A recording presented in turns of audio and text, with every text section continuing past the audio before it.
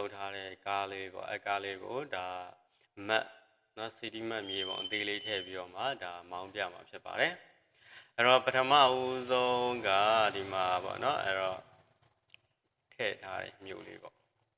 နော်ဒါမြို့အသေးလေးထည့်ထားတယ်နော်မြို့သေးဆိုရင်ပဲကြီးပါတယ်ပေါ့နော်ဒီမြို့လေးကိုထည့်ပေးထားတယ်ဒီမြို့လေးမှာကားလေးဟိုနေ့ကလောက်တဲ့ကားအသေးလေးမောင်းပြမှာပေါ့နော်ကားတော့မနေ့ကလောက်ထားတဲ့ကားလေးဆိုတော့တော်တော်သေးတယ်reality ကားတော့မသုံးပေးထားသေးဘူးเนาะအခုကဟိုနေ့ကလောက်တဲ့အခြေခံကားလေးပေါ့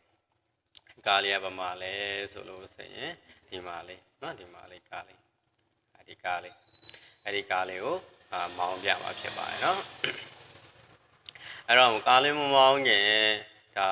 ကင်မရာနှုတ်လေးကိုရှင်းပြပေးမယ်เนาะအဲ့တော့ကင်မရာကားနောက်ကနေကင်မရာလိုက်ဖို့အတွက်ဒီမှာကင်မရာနှုတ်လေးရှိတယ်ပေါ့နော်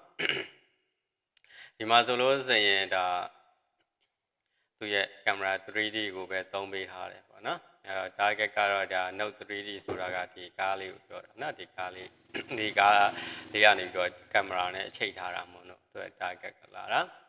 အဲ့တော့ကင်မရာရဲ့အမြင့်တွေအကွာအဝေးတွေเนาะအဲ့တော့ smooth speed တွေเนาะအဲ့ဒါကတော့ကိုနံပါတ်လေးတွေကတော့ကိုကြိုက်တယ်လို့ချိန်ပေါ့နော်ဒါချိန်လို့ရတယ်ပြီးတော့ဆိုရင်ဒီမှာကားရဲ့အနောက် position တွေကိုတွက်တာတွေပေါ့နော်ဒီဟာတွေပါမှကားရွေးမှာအဲ့တော့ကားရဲ့ဒါကအနောက်ရဲ့ position ကိုတွက်တဲ့ကောင်ပေါ့နော်ဒီကောင်ကကားရဲ့နော်အဲ့တော့အကွေ့တွေကိုတွက်တဲ့ကောင်ပေါ့နော်အဲ့ဒါကင်မရာနဲ့တွက်ချက်ပြီးတော့မှသွားတာပေါ့ smooth ဖြစ်အောင်ဒါတော့ global transform ကိုသုံးပေးထားတာပေါ့နော်ဒါကားကိုအမြဲတမ်းကြည့်နေဖို့အတွက်ဒါလေးကိုသုံးထားတယ်ပေါ့နော်ဒီ note လေးကိုသုံးထားတယ်ဒါကတော့ကုတ်ရေးတဲ့အခါမှာအခြေခံသင်တန်းတွေမှာတော့သေချာလေးသင်ပေးထားတယ်ဒါတော့သိအောင်လောက်လေးပဲအခုပြောပြတာပေါ့နော်အဲ့တော့ဒီ 3D နော်ကားကိန်းလေးကိုအခုပဲ run လိုက်တော့ရတယ်ဆိုတဲ့အကြောင်းပြောပြတာပေါ့နော်ဒါဆိုလို့ဆိုရင်ကားကိန်းရပါနော်ကားကိန်းလေးရတယ်ဆိုရင်ဒီကားလေးကိုမောင်းပြမယ်ပေါ့နော်ဒါဆိုလို့ဆိုရင်ဒီကားလေးမောင်းနေတယ်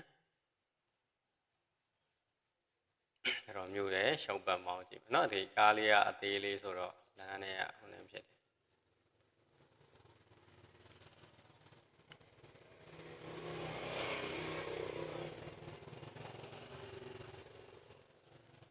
အဲ့ဒါတွေကကင်မရာတွေကိုလည်းကိုကနန်းလေးထည့်ထည့်ပြီးတော့မှချိန်လိုက်ဆန်းလိုက်ချိန်လိုက်ဆန်းလိုက်ဆိုရင်ပို့ပြီးတော့ smooth ဖြစ်တယ်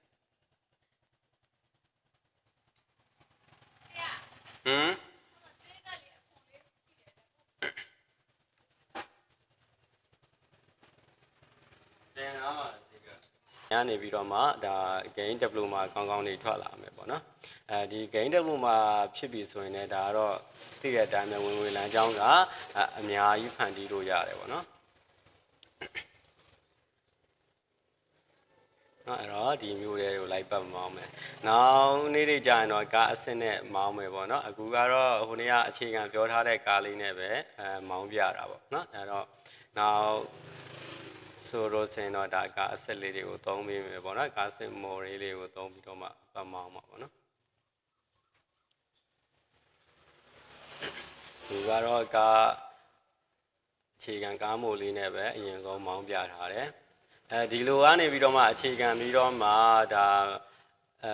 ကြီးတဲ့ဂိမ်းကြီးတွေရေးကြည့်ရှုပေးကြတဲ့เนาะတယောက်ချင်းစီတိုင်းကိုလည်းဒါကျေးဇူးအများကြီးတင်တယ်ဒါ YouTube channel လေးကိုလည်း subscribe လုပ်ပေးကြပါအောင်ဒါ